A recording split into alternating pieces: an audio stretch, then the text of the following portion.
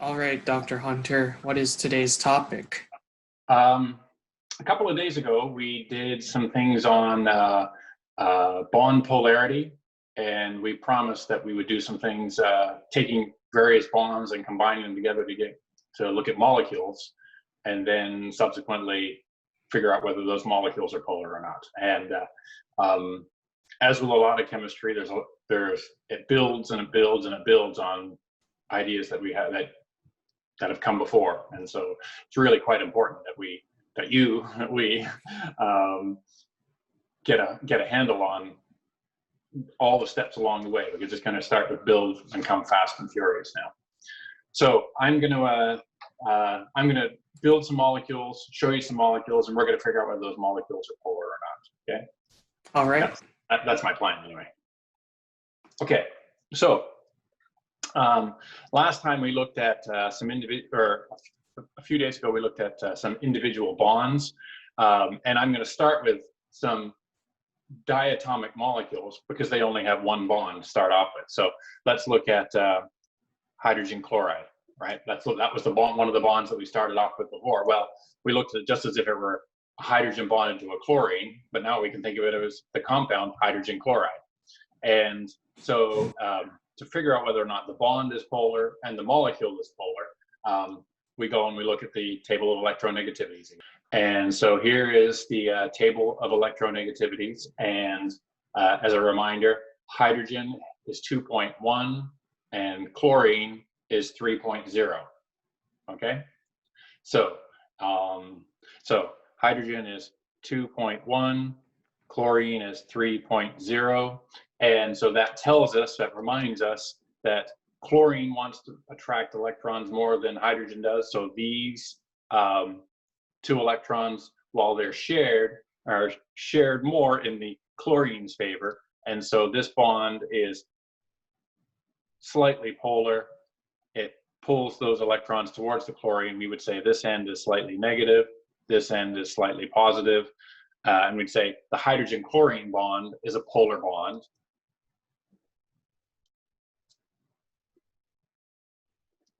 And because it's the only bond in the molecule, we could say, yeah, it's pretty clear this molecule is polar. Okay, pretty straightforward now at the rate we're going. Okay, so we look at the individual bond, we look at the electronegativity values for the atoms that are in that bond, we decide whether the bond is polar based on whether there's an electronegativity difference, and then we examine the whole molecule overall to see whether it's a polar molecule.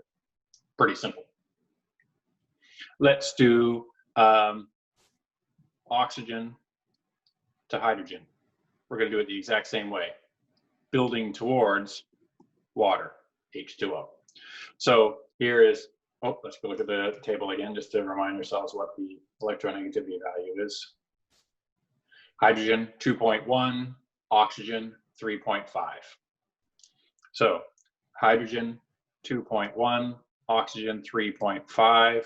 That tells us that the electrons in that shared bond are pulled towards the oxygen. So it's going to be slightly negative at the oxygen end. It's going to be slightly positive at the hydrogen end. So that's just the bond. But we know that in water, there's another bond to a hydrogen as well. And so that hydrogen is also 2.1. That means that this bond, the electrons are pulled towards the oxygen. That means that this bond is slightly negative, and this bond is slightly, this end is slightly positive. So we know that we've now examined both of the bonds in the water molecule. And what we can say is, hey, look, this first bond, the electrons are pulled up towards the oxygen. With this other bond, the electrons are pulled up towards the oxygen. And so overall, around this oxygen side of this molecule, we know that overall, it's going to be slightly negatively charged. And we know that overall, around this side of the water molecule, it's going to be slightly positively charged. And so overall, we would say, looking at this structure, knowing how to analyze the individual bonds, we'd say that water is a polar molecule.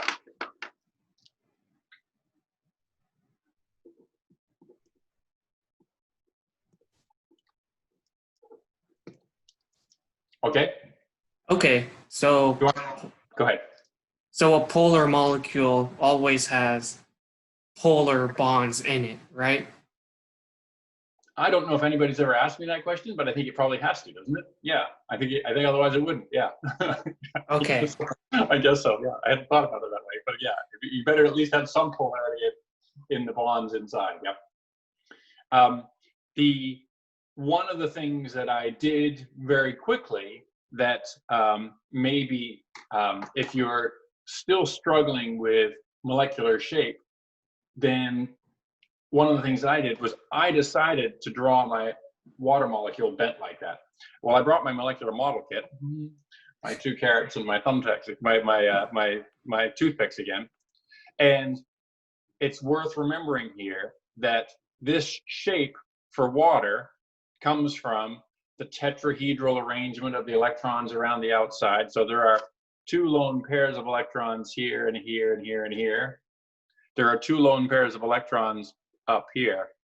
But no matter which way I connect my hydrogens to my oxygens, I end up with this bent V-shaped molecule. And so when I try to analyze one polar bond, another polar bond, I can begin to see that this region up around the oxygen up here is slightly negative. This region on this side of the molecule is slightly positive. And so that's why the molecule overall is polar. Okay? Okay. Okay, let's get rid of this for a second. We might need it again in a minute. I can bring out my kit too if You can if you we're a kit inclusive zone here. I'm glad for that. Yeah, exactly. We have all sorts of molecular model kits if we want. Okay, let's do another one. Let's do ammonia, NH3. Okay.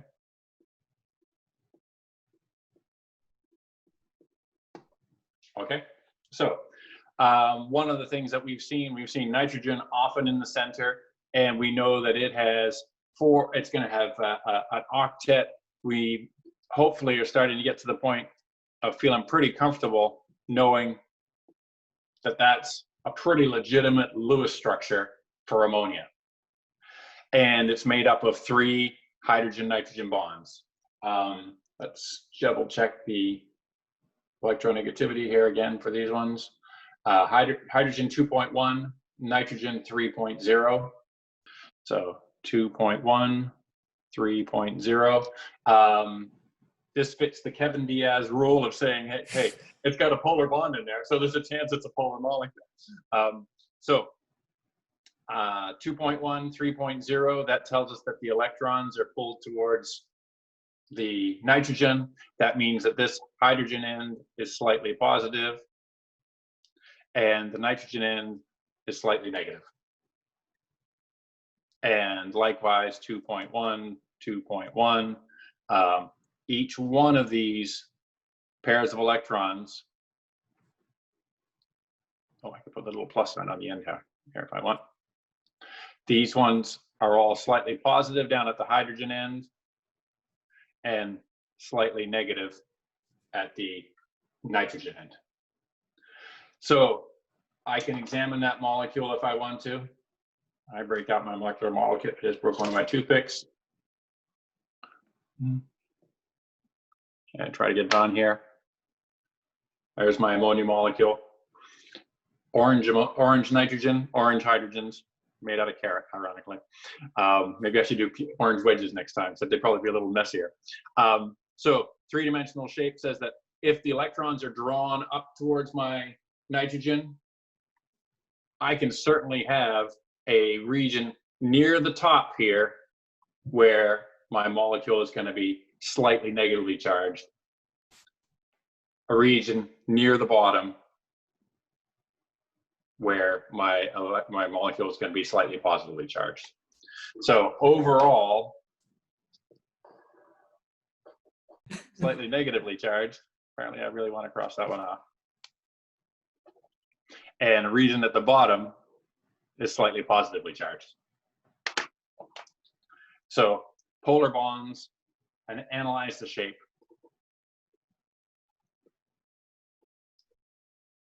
Polar molecule. So I know that polar molecules need to have polar bonds, but if a molecule has polar bonds, does it automatically make it a polar molecule? Thank you for asking a question that I think I know the answer to.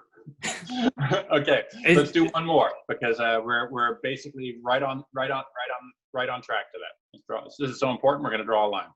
So, Kevin, your question was, if I have polar bonds, do I necessarily have a polar molecule? And we're going to look at methane next, CH4. So, methane, 1 carbon,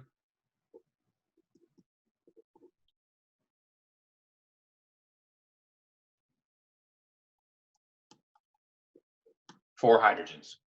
Okay. That's a perfectly legitimate Lewis structure. I could have just gone like this, but I was trying to convey some sense of the 3-dimensional tetrahedral shape. And so this carbon-hydrogen bond is in the plane of the paper. This carbon-hydrogen bond is in the plane of the paper. This carbon-hydrogen bond comes out front towards us, and this carbon-hydrogen bond goes to the back behind the paper. Fortunately, both you and I have our model kits. Here's my, oh, let's see if I, probably better if I go like that. Okay, so maybe I better go like, there we go. So 2 that are in the plane of the paper, 1 hydrogen that goes to the back, and 1 hydrogen that comes to the front. The most glorious carat tetrahedron ever. It is pretty impressive. Thank you. Thank you. You're getting excellent points for flattering me here. Okay, so your question was, what happens if, okay, let's look at these bonds, see if they're polar, and then try to figure out what's going on overall. Carbon 2.5, hydrogen 2.1. Okay, I can remember that. Just got to remember for 2 seconds here. Stop the share, come back over here. Carbon is 2.5, hydrogen is 2.1. That tells us that these 2 electrons between the hydrogen and the carbon are shared, but they're shared more towards the carbon. So this bond is slightly polar, slightly positive at the hydrogen end, slightly negative at the carbon end. So it's slightly negative, slightly positive. And by extension, we can say all these other ones, 2.1, 2.1, 2.1, and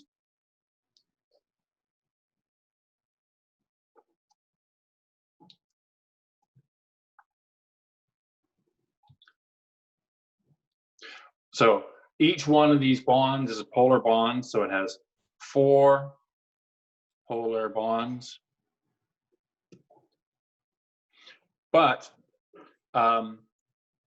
this is where a bit of spatial comprehension, or you can do some serious vector math if you want, if you recognize that overall in my molecule, I have polar bonds with the electrons being pulled towards the carbon, being pulled towards the carbon, being pulled towards the carbon, being pulled towards the carbon in the center. There's no place on one side of this molecule that is slightly more negative or slightly more positive than the other. I guess it's slightly more negative in the middle, so to speak, but it's not got one side of the molecule that is more polar. So because of its shape, it is still a non-polar molecule.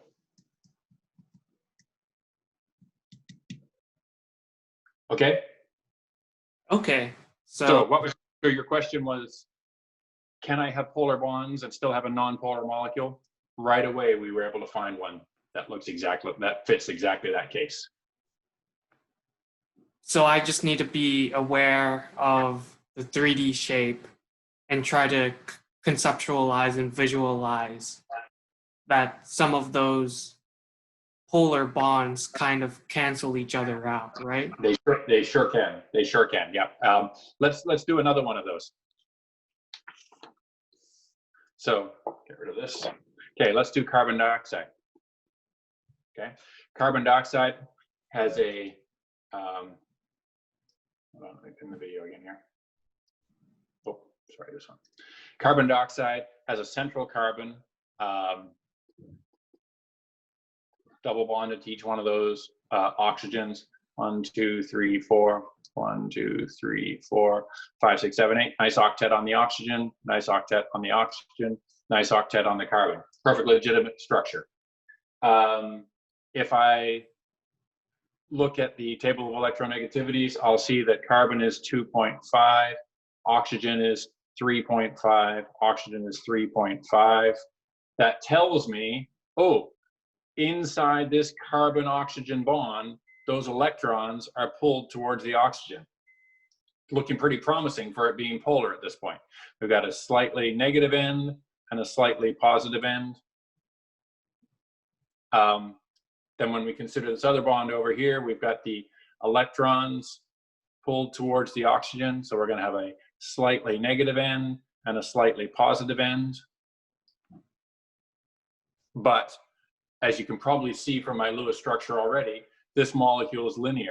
So I can't say this end is negative and this end is positive, because it's not. I can't say this side is negative and the top side is positive. There's no overall dipole. There's no overall pull of the electrons from one side to the other. So yes to the polar bonds,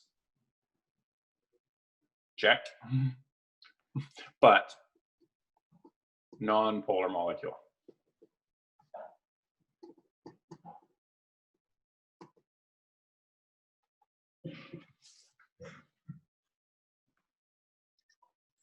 What do you think? Yeah, I think your point comes across really well, and especially in carbon dioxide, it's kind of like a tug of war with the electrons, where it's an even pull and of electrons on a linear molecule that you can't call it a polar molecule. Yeah, exactly. And so you just have to work your way through each molecule. Let's do one more. COCl2. Okay, a really interesting molecule to think about. Okay, it's got a central carbon, double bonded to an oxygen, bonded to a chlorine, bonded to a chlorine. We could put some more electrons around here if we wanted to. Not that critical at this point.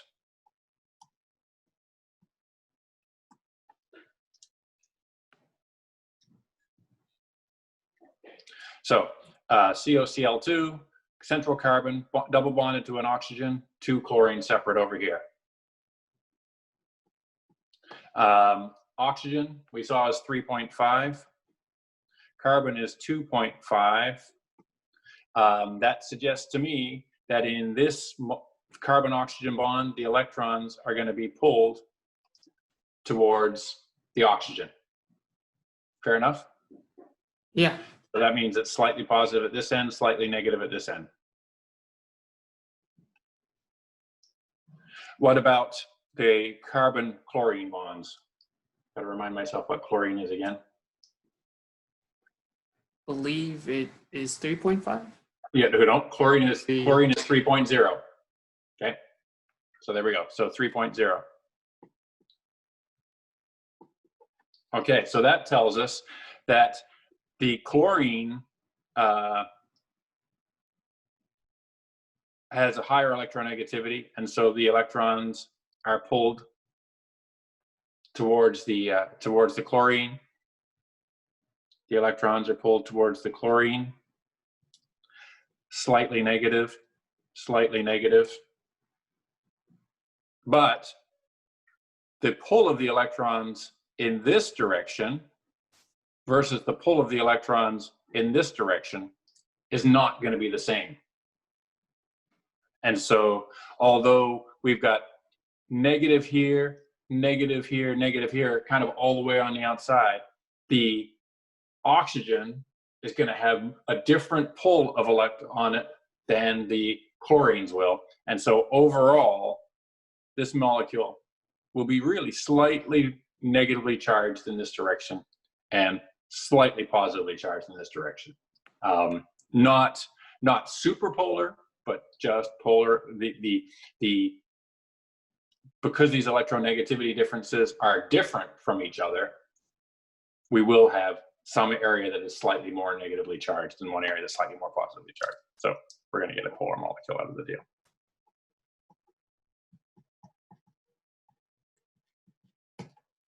Okay? Okay, so electronegativity differences matter when you're considering polarity in a molecule, right? They sure do. They sure do. All right. I came up with another example in my mind. Would you mind doing it for us, please? Okay, on the spot here. Let's see if I can do it without blowing it on the first try. Okay, what you got? CH2Cl2. CH2Cl2, right? Yes. All right, so let's see what happens here. Okay, I'm going to say I've got carbon in the center. I've got hydrogen,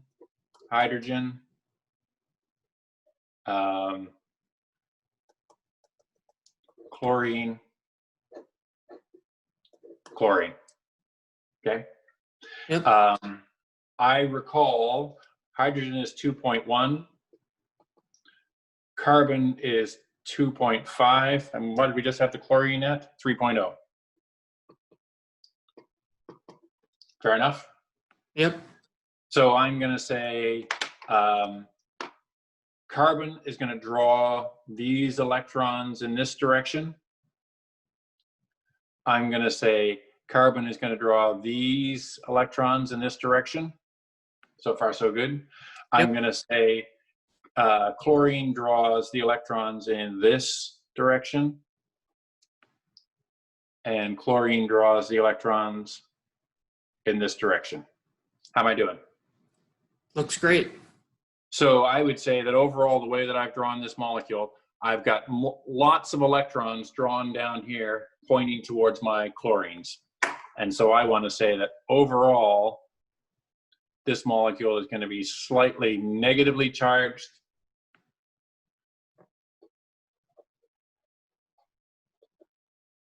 down by my chlorines, and it's going to be slightly positively charged over by my hydrogens. And so I'm going to say that I have a dipole. It's a polar molecule, something like that.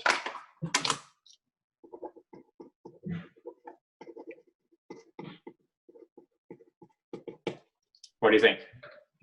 I think that's great. You really were able to visualize the molecule by drawing it in that three-dimensional way. But I think some students are more comfortable drawing Lewis structures two-dimensionally, which can sometimes trick students when determining polar and non-polar molecules. Right. If I were to draw this as carbon 1, 2, 3, 4, and if I go hydrogen, chlorine, I'm going to end up convincing myself that that's a polar molecule, right? Just like, because I basically draw. But if I were to draw it chlorine, hydrogen, if I were to draw it this way, as a flat Lewis structure like this, I would say, oh, look, I've got electrons drawn in that direction and that direction, but they cancel each other out.